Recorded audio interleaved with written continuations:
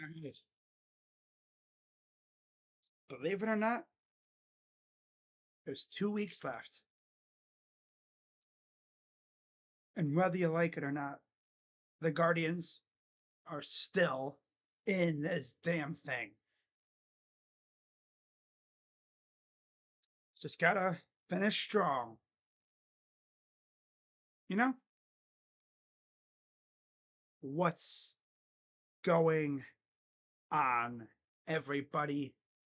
Crazy Dog back with another Cleveland Guardians series recap, series preview live stream.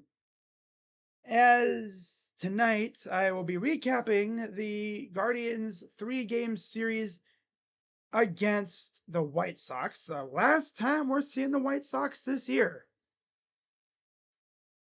And then, of course, I'll be previewing the first of two massive series against the Detroit Tigers.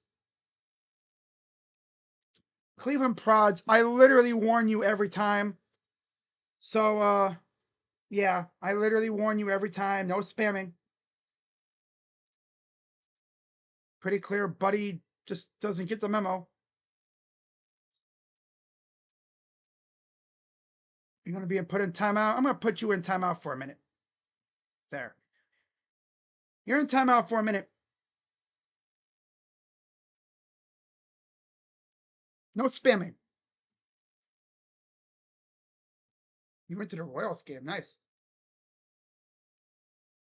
All right. What's up, Daniel? What's goody? Damn, Daniel. Back at it again with 2 comments today. Huh. Wow. So, let's get into this series against the White Sox. And what a better way to start it off than with Tanner Bybee going up against Martin Perez. Tanner's had a very tumultuous season, and the crazy thing is, it started off with him getting extended, right? And then, opening day against Kansas City, he was supposed to pitch, got a case of the bubble guts, ended up getting passed over. He pitched later on in the series, but it seemed like that was just it's like foreshadowing for how his season would go. One long case of bubble guts. And what he did to open up this series against a White Sox team missing Luis Robert Jr., who I'm going to be honest with you was the most threatening player on that team. Pretty clear because nobody really was able to get after Bybee like that. I would go out and toss the first complete game shutout in 6 years. I know, right? I was shocked when I heard it myself. Tanner Bybee, captain response runs, pitched a complete game, 9-inning shutout. The first one that we had in like 6 years. That's insane. And it's from Tanner, of all people. Like, damn. 9 innings, 2 hits allowed the entire game, and 10 Ks for Tanner. And his ERA was knocked down to a 4.44. On the other hand, Martin Perez, 6 and 2/3 innings, 4 hits, 3 runs, 2 walks, 3 Ks, and a homer allowed. David Fry got him on the board, bottom 4 with a solo shot, his 8th of the year. And then Austin Hedges would add in the bottom of the 5th with an RBI single. Bottom 7, Nolan Jones, RBI single. And then to put the bow tie on top, bottom 8, Angel Martinez, solo shot, his 11th of the year. Made it 4-0, and that was it. That was it. Now, as far as when the 2 hits came, well, let's see.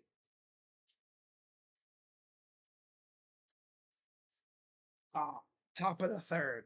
That was the first hit. Actually, both hits came in the top of the third. So you take that away, they weren't able to do anything. Best part is no walks either. I know I keep saying, oh, that was his best outing. That was Painter's best outing of his career, bar none. 2 hits. Now, if that catapults him back into being vintage Tanner, the one that we saw before the extension, when he was actually really good, that would be nice. That would be amazing. Not gonna lie. That'd just be awesome for him. So yeah, Bobby's now 10-11 with a 4.44 ERA. Perez is 1-5 with a 3.27 ERA. That's game one. Game two yesterday, Parker Messick on the mound against Davis Martin. And as usual with Parker, he gave up a run. But as we know with Parker, he gives up a run, but then he locks the heck in afterwards. Once again, gives up a run in the first inning, courtesy of a Lennon Sosa single. But after that, rock solid. CJ Kayfus would give us the lead in the bottom of the second with a with a 2-run shot. And then bottom 8, John Kenzie Noel, Big Christmas, would finally deliver a present to the people with a solo shot of his own.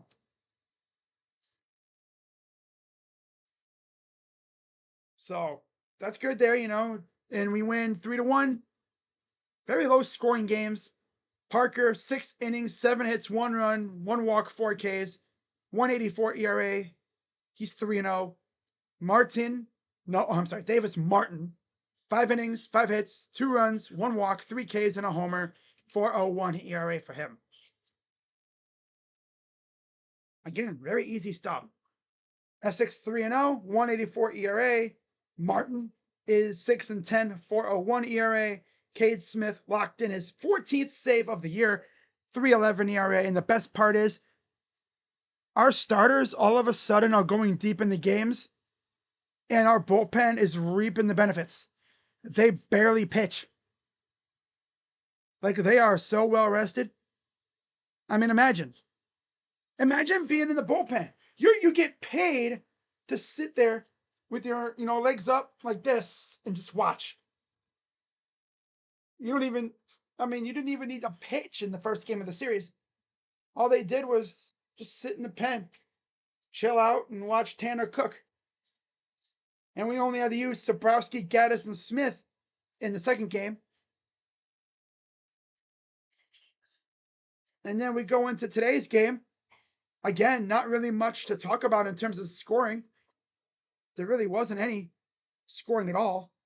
Barely any scoring at all in the series.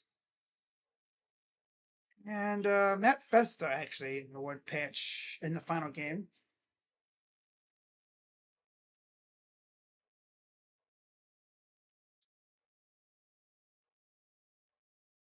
I love when this website just takes forever to load. It's like you're going too quickly. You can slow down. It's like, wow, Crazy Dog's about to be done with this recap in 10 minutes. I mean, honestly, yeah. I mean, there wasn't really much scoring, right? In the final game today, the Guardians put Slade Ciccone on the mound, coming off a masterpiece. This game wasn't even bad for him. 5 2/3 innings, 3 hits, 2 runs, 1 walk, 4 Ks, and a homer, 4.39 ERA. And then Gomez for Yoenders Gomez for the White Sox. 5 innings, 2 hits, 2 runs, 1 walk, 4 Ks, 4.91 ERA. And yeah, they struck first again, this time in the 4th inning. Miguel Vargas, RBI double, got him on the board. Bo Naylor, bottom 4, added 2 with a 2-run double. And then they would add another one with a Chase Meadroth homer in the top of the 5th. It'd be 2-2 for about an inning and about 2 innings or so. or actually maybe about almost 3 innings. As in the bottom 7, Bo Naylor would give us the lead with a solo shot. So this was the Bo Naylor game. He had all 3 runs. Not too bad. And yeah, Bo Naylor is batting 187 on the year. If he can get to just around 200, that'd be perfect. Perfect. Now, the best part about this game was the ending, because Brian Rocchio made arguably the play of the year for him, as he robbed the White Sox of what would have been the game-tying hit to end the game, and the Guardians win 3-2. Again, Gomez, 5 innings, 2 hits, 2 runs, 2 earned, 1 walk, 4 Ks, 4.91 ERA. Ciccone, not too bad. 5 and 2/3 innings, 3 hits, 2 runs, 1 walk, 4 Ks. Kind of like the same stat line almost as Gomez, except he went 2/3 of an inning longer and he gave up 1 more hit. And he also gave up a home run. But that was it. 4.39 ERA for Slade. So yeah, that's a sweep. Festa gets the win. He's 5-3, 4.07 ERA. Isert takes the loss. He's 3-6 with a 4.29 ERA.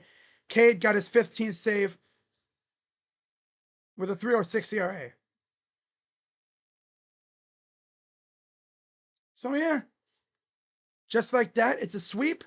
And it's kind of funny because if I remember correctly, the Guardians started the home schedule with, I think it was Chicago, and they swept them. So how fitting. They start this home season with Chicago, they sweep them, and they end the season series against Chicago with a sweep.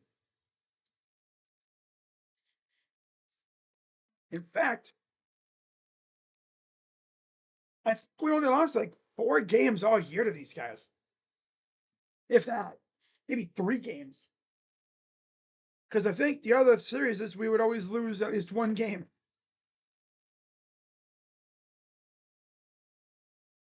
But yeah, it's good to, really put them in their place and sweep them and continue this hot streak. 17 games in 17 days. Many days on the road. Not much off time to recuperate and gather yourself. And what did they do? Oh, they only went 12-5. They've won 8 of 9. When I say this Guardians team is insanely streaky, that's what I'm talking about. It's hard to get a good gauge on these guys because you think they're back and then they fall apart. Then you think season's over and they rebound and they win like 6 in a row. Then you say, oh, wait, we're back. And they're like, nope. And they're like, yep. And then nope. And then yep. And then nope. And then yep.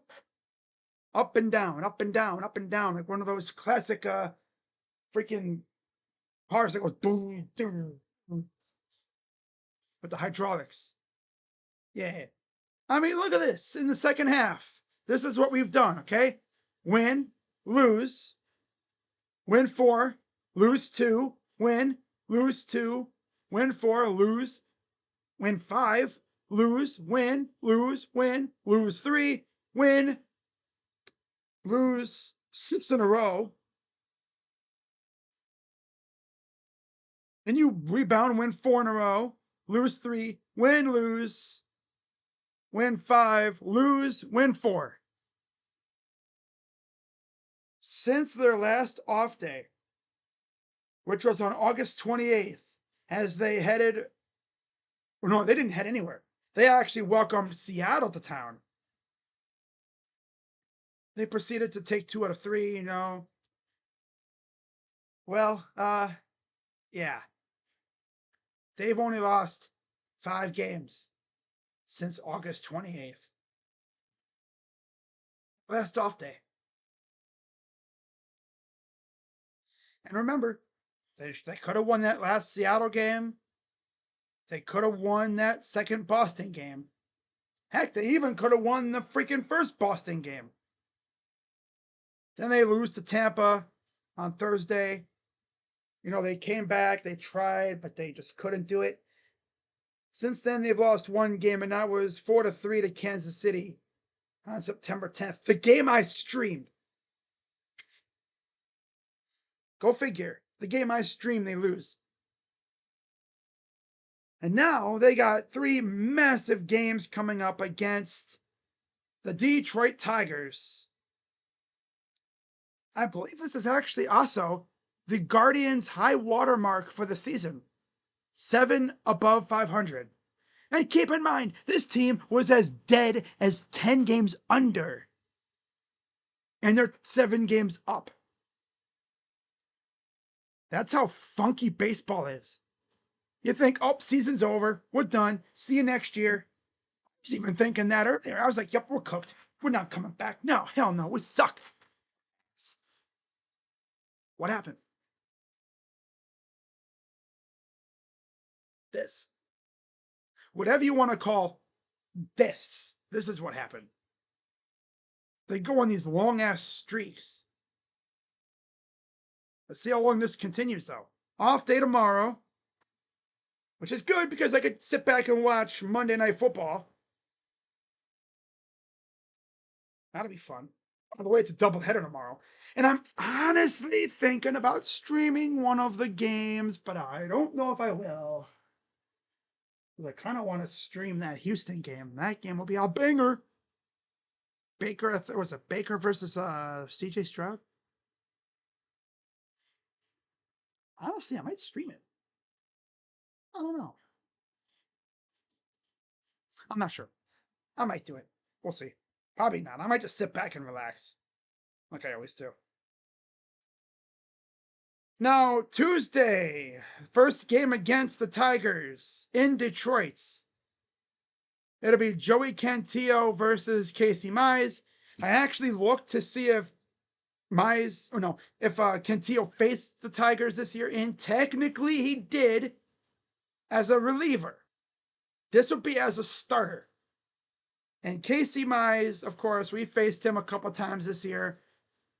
But against Joey Cantillo, who is 5-3, 3.36 ERA, 92 Ks, kind of an off and on starter, he's not bad. Casey Mize is 14-5, 3.83 ERA, 118 Ks. That's what's crazy to me. Cantillo almost has 100 Ks as an off and on starter. But he's been reliable. Can't lie. He's been reliable. Against Mize, Bo Naylor has a homer and an RBI. J-Ram obviously has 2 homers and 4 RBIs. And that's it. And then, of course, Cantillo is coming off back-to-back wins over Boston and Kansas City. He went 8 innings. Yeah. 8 amazing innings of 4-hit shutout 5K ball. 4 hits, no runs or walks, and 5 Ks in 8 innings. I swear, these pitchers always be trying to one-up each other. Casey Mize is coming off a win over New York. 6 innings of 4-hit, 2-run, 8K ball.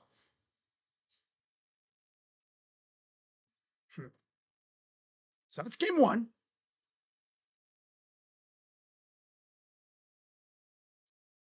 And then we go into game number 2. And it'll be Jack Flaherty versus what ESPN says will be Logan Allen, but they don't know yet. I wonder if this could be John Means. Because it says TBD on it. Huh. But Flaherty's 8-13, 4.69 ERA, 178 Ks. And yeah, we were able to beat up on Jack last time. If it is Logan Allen, but against Flaherty, Martinez, Bo Naylor have a home run and an RBI apiece. Quan has an RBI. And as you'd imagine, J-Ram has 2 homers and 3 RBIs against the Tigers. against Flaherty. Flaherty's coming off a win over New York as well. 5 innings, 2 hits, 1 walk, 7 Ks. No runs allowed. Logan, who I presume will be the starter, he's coming off another solid outing for himself. Yeah, 5 innings of 7 hits, 2 runs, 2 Ks. So, yeah, not bad. That is if he's a starter. It could be John Means, which would be funny and pretty cool, to say the least. To see John Means get a chance finally, that would be nice. What a time to make your debut. If it is indeed him. All right, now we go to game number 3, which would be on Thursday. It says TBD versus Scooble. And it is slated to be Gavin versus Scooble. Gavin, obviously, has been by far our best pitcher overall. And Scooble is coming off a game that he lost, technically, to Miami.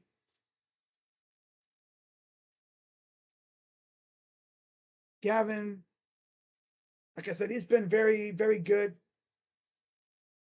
But yeah, Scooble coming off a loss, 3 1/3 innings after he hurt himself, 4 hits, 4 runs, 2 Ks. And Gavin is coming off a no decision against Kansas City, 6 innings of 4 hit, 2 run, 3 walk, 6 K ball.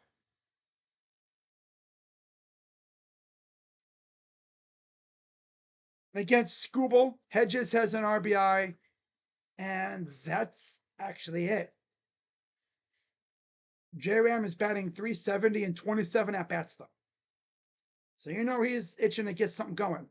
Scooble 13-5, 2.26 ERA, 224 Ks on the year.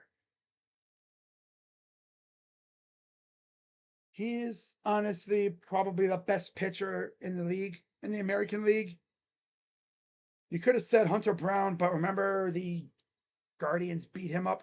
And then they beat up on Garrett Crochet last time too. Remember that? So if there's one thing you love to do, it's beat up on freaking Cy Young contenders, apparently. It'd be cool to see them do it to Scuba. All right, that's enough for there. Okay. We have Flaherty 8-13, 4.69 ERA, 178 Ks. And yeah, Gavin, of course, is 10-5, 3.16 ERA. What? And 152 Ks. Not too shabby.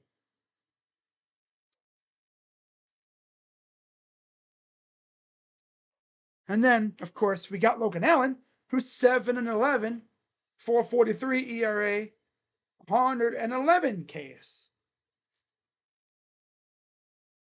Remember that like little bit of time where Logan was in the bullpen?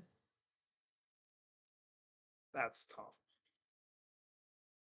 Yeah, he's got 28 games, 27 starts. So he spent like what, 1 game in the pen? All right. So yeah, keeping this one nice and quick for you. Really helps when there's really no offense from this last series. But I'm gonna get back to watching this the Sunday night football game, and as far as me streaming any of these games, I don't know if any of these games are going to be on TV. I think there'll be one, right? Fox. Yeah, okay. Oh yeah, the game on FS1 on Tuesday. I'm on Wednesday. I'll be doing that game for sure. Flaherty versus somebody. I'll be doing that game 100%. You bet your butt. It's on FS1. So that's probably going to be the game I do. But yeah, we got an off day tomorrow and then back in action. So take advantage of the off day, rest up, get your mind right, and get ready for this final push. Because we have 13 games left. Jeez, 13. Wow. 13 games.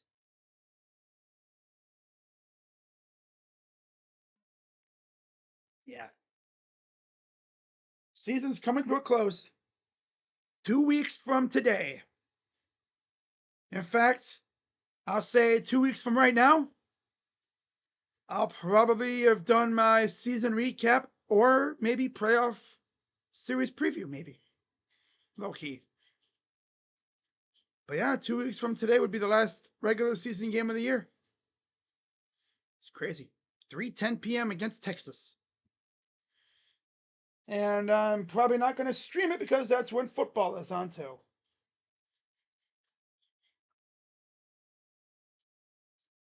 Oh, okay. So we got an update on Joe Burrow.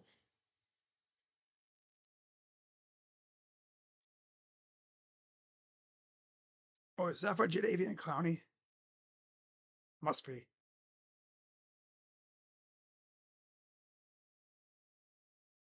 3 months.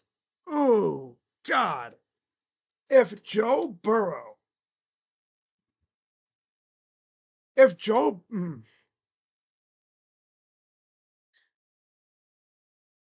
that's tough. If Joe Burrow needs surgery for turf toe, because he has torn ligaments too in his foot or his toe, if that is legit and he needs surgery, he's out 3 months, which means he'll essentially be out the entire season. Oh, God. Ah. It finally has a normal, regular preseason. No injuries, nothing.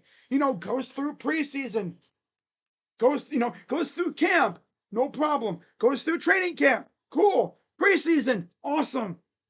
First 2 games, gets beat up a little bit, Browns are beating on him a little bit. The Jags, I don't know how they did. Let me see if the Jags beat on him a little bit here. But he got hurt pretty early in that game, too. If he's out 3 months, you're cooked. Jake Browning ain't winning your shit, right? Jake Browning. Oh, no, that's tough. I like Joe Burrow. You know, I like him. Dope ass dude. That's the one thing about the AFC North. Backs are rather likable besides that freaking old man in freaking Pittsburgh. You know what I'm saying? Like, doesn't seem like he's very likable. Unless you're a Steeler fan. Flacco's just old and you can just tell he's on borrowed time in the NFL. He's not like he was 2 years ago, that's for damn sure. The craziest thing was he did what he did 2 years ago, fresh off the damn couch. Got off the couch, came to Cleveland, and started cooking immediately. Maybe it's because that was Alex Van Pelt's system. That might have been what it was. Alex Van Pelt's philosophy with Kevin's coaching helped Joe Flacco flourish here. This is Tommy Rees as the OC now, it was an interesting choice. But let me see, did they beat on him a little bit? How many sacks did they get on Burrow, if any at all? Actually, 2-0. Fan base feeling good. Oh, Burrow's hurt. Okay, they only sacked. Oh, they sacked Joe Burrow twice. That's tough. But they had 3 total sacks. Foyesade, Oluokun, Trayvon Walker, and Eric Armstead all had a sack apiece. I don't know, Joe Burrow and the others, and Joe Browning. All right, and then of course they got 1 sack on Trevor. Yeah, it was Trey Hendrickson, of course. So yeah, that's gonna wrap it up for this one, guys. I'm gonna keep this nice and short for y'all. Have a good rest of your night. Have a good off day for the Guardians tomorrow, and I'll probably be back here on Wednesday for the game on FS1. So, and then of course the Buckeyes are off too. I'll have to just find something to do because I'm not going to be streaming another team really unless there's a banger game, which I don't think there is.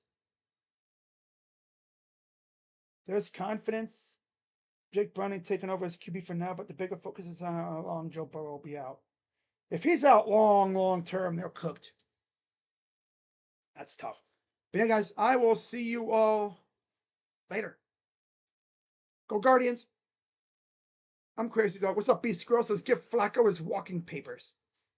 Honestly, Joe Flacco, he was brought in to be the mentor. At some point, you're going to have to give it to the rookies. I said by the Dolphin game, that's when they're going to hand it over to the rookies.